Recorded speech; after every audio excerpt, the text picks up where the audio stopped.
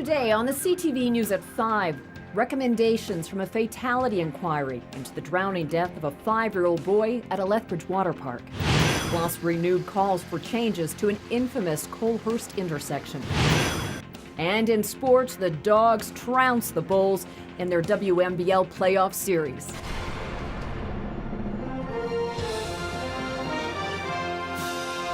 CTV News with Jackie Scantlebury.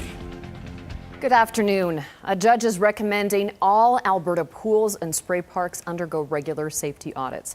This after the death of a 5-year-old boy at a Lethbridge water park. Maddox Yellow Wings from Brockett drowned at the Ramada Water Park during a birthday party in September of 2010. He was found at the bottom of the pool and could not be revived. A fatality inquiry conducted this fall heard there was one lifeguard on duty at the time and 30 to 40 people in the water. There was also an issue with water quality. The hotel, which is now a Holiday Inn, already adopted recommendations from a safety audit and has a minimum of 2 guards on duty at all times now. Essentially, it was a very sad and tragic incident, and our thoughts are with the boy's family for sure. We were willing participants in the review of the incident, and we were prepared to follow up on any recommendations from the inquiry that would make our pool even safer. Those mandatory safety audits will be conducted every 2 years. An accident over the long weekend that sent 2 people to hospital, striking a chord with Colehurst residents on Monday. A westbound motorcycle collided with an SUV exiting out of the town of Colehurst onto Highway 3. That intersection has been a cause for concern for decades, yet nothing's been done to make it safer, and residents say it's about time something is. Jeanette Rocher reports. This was the scene Monday after a motorcycle collided with an SUV exiting the town of Colehurst onto Highway 3. And it's a scene that happens all too often, according to Colehurst residents. Every week it seems to be more and more. You hear horns honk, being that we're so close. You hear semi-horns honking, you hear vehicle horns honking. We've had relatives that have had close calls as well. My son and daughter live in Lethbridge, so when they visit us, we always have concerns of them trying to get in and out of the town. In the past several years, there have been 2 fatalities and numerous collisions at this intersection, but the province says those stats are too low to do anything about it. So what is it going to take? We've heard as high as 6 to 7 fatalities before they will actually consider it. So if that's true, that's bad when they put a life on it. A large number of Colehurst residents work in Lethbridge, so every morning it's a concern when cars make the eastbound turn, cutting across westbound traffic. The intersection is the biggest challenge this community faces. We have been working on finding a solution for a number of years. We have met with a number of different ministries to deal with this issue, and we are still trying. Town Hall has been lobbying the province to do anything from widening the turn lane to building an overpass to lowering the speed limit. The speed limit on Highway 3 is 110 kilometers an hour right here where cars enter and exit the town of Colehurst. Slow it down, bring our speed down to maybe 70 or 80 clicks, would make a big diff. The mayor says Town Hall has put aside $3 million toward the cost of an alternative access road on the east side of Colehurst. And we are hoping to get help from the provincial government to facilitate that. Jeanette Rocher, CTV News, Colehurst. Our calls to the Alberta government have not been returned. The driver of the SUV has been released from hospital while the motorcyclist remains in stable condition. A Lethbridge man and his brother from Turner Valley are being hailed as heroes after rescuing a 5-year-old boy strapped into his car seat from a vehicle that was quickly being submerged in a lake. Saturday morning, a vehicle went off the road and plunged into White Swan Lake near Kimberley, BC. The 2 men were in a boat fishing nearby and were able to help a mother and her 16-year-old daughter out of the vehicle. After repeated attempts, they were also able to rescue the woman's young son, who was strapped into a car seat and underwater for about 10 minutes. The men performed mouth-to-mouth resuscitation on the boy before emergency crews arrived to transport the child to hospital. And the boy is said to be making good progress at the Children's Hospital in Calgary. Neither of the heroes' names have been released.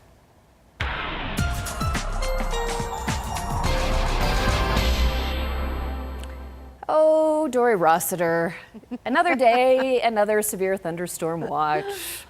Yeah, welcome to summer in southern Alberta. Well, this summer anyway. We've had, summers in the past where it was, we had an occasional event, but not this repeated, timeline of thunderstorms that you can track from as early as June all the way through to where we are now. And we have another set of storms on the way. I'll give you the details coming up in a couple of minutes. Thank you, Dory.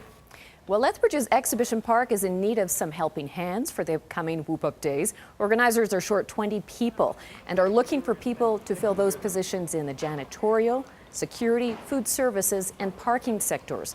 A job fair is underway to fill the open positions at Exhibition Park. Organizers are hoping to have all of the spots filled before Whoop Up Days start August the 19th.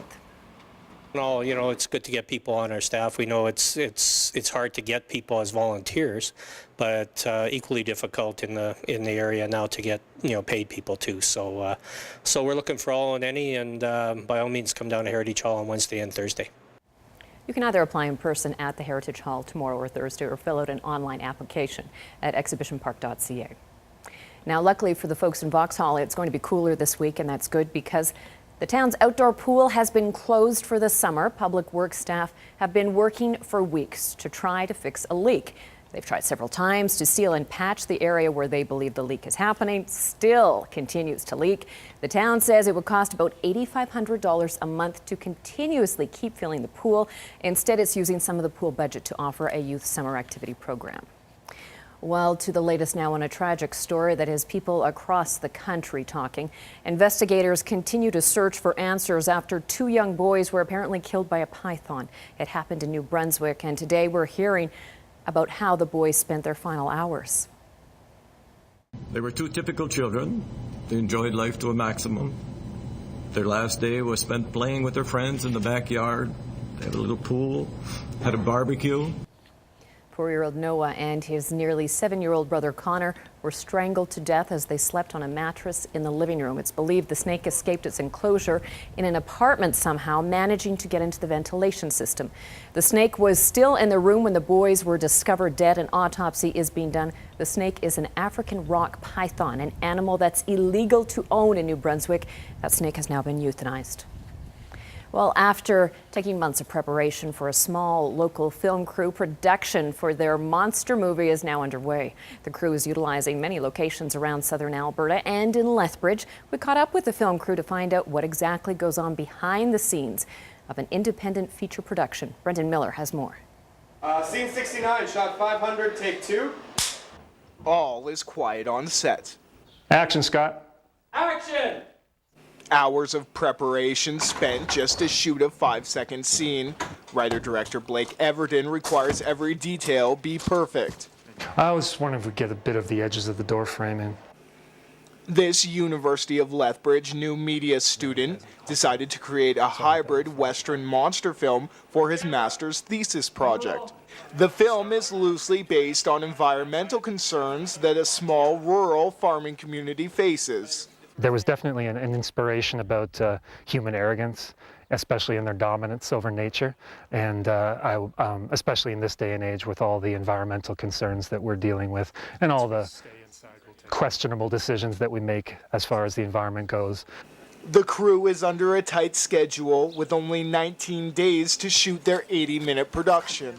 Sometimes you find that I storyboarded more shots than I needed, that we could sort of combine shots, or that it wasn't necessary to see certain elements of the creatures, that we could allude to them instead. The most we can get out of everyone, switching over jobs, giving each other's hands, makes it go a lot quicker. The production team was able to find sponsors and rent some of their high-end equipment, like this camera, which is similar to that used to shoot The Hobbit, from the Calgary Society of Independent Filmmakers. Without the camera we have, without the lighting equipment, we're not going to have a movie. It's not going to look like a feature film. The film follows the town sheriff, played by local actor John Bowers. It's always fun to kind of put yourself in another situation and just sort of explore and kind of see from a different perspective, the world around you. Bowers' role will see him dealing with the concerns of local residents as strange animal sightings occur. I'm a big fan of the fact that regardless of what humankind does next, nature will still be here. And so sooner or later, the balance will be restored. Brendan Miller, CTV News, Lethbridge. The film called Prairie Dog will wrap up shooting later this week. Well, the so-called hippies from BC are the latest team to be eliminated from the Amazing Race Canada. Kristen and Darren, you're the last team to arrive. I'm sorry to tell you, but you've been eliminated from the race. Okay. Kristen and Darren from Fairmont were the last team to arrive at the pit stop in the Yukon. They finished last despite having an express pass, which would have allowed them to skip a challenge, but they chose not to use it. The couple spoke to us on CTV Morning Live, telling us the race has not affected their relationship. You know, we're still dating. We still enjoy each other's company, and I don't think it really changed anything for us. We've been in challenging situations before, and which is why we felt like we would thrive in this sort of situation. The couple's next goal is to start a sustainable community in BC. Next week, the race heads to Regina. Time now for our weekly feature of Farm TV. Here's a look. In the fall of 2012, the Alberta Farm Safety Centre released their Rural Safety Sense DVD program. To promote the program, they introduced a contest for rural Alberta youth aged 12 to 19, with prizes provided by ConocoPhillips. We wanted to find a way to kind of get the youth engaged and excited about it. So our major sponsor, ConocoPhillips, provided a quad and all the safety gear and a course. And so today we were presenting that to the winner. The winner was 12-year-old Gert Rolifson of Orton, Alberta. I went onto that website. First we couldn't find how and where, but then my mom went on the other one and he's like, "You're really gonna do that? It's 80 pages. Watched through the 4+ hours of discs, and then there was an online quiz, a number of online quizzes you had to take, one for each module. So we had a lot of kids start, not as many kids finish. For his efforts, Gert won an ATV that is correct for his size and age, all the safety gear, and a 4-hour one-on-one safety course that he will take next week. It says you were the grand prize winner of the Rural Safety Sense contest. Okay, this was from all Alberta? Yeah. This was the whole province of Alberta. Are DVDs still available? The set of DVDs is available at no cost. Just contact the center. We'll get one out to you. And because it was meant for a little bit older, you know, the upper end of elementary and teenagerhood, you really can go through it as a family. Gert has a message to kids with ATVs. Yeah, it's really important to wear your safety gear. Farm TV is brought to you by DA Building Systems. Pretty cool. Congratulations. Coming up next, we're going to talk about why camping can be good for your health. First, though, the day's markets.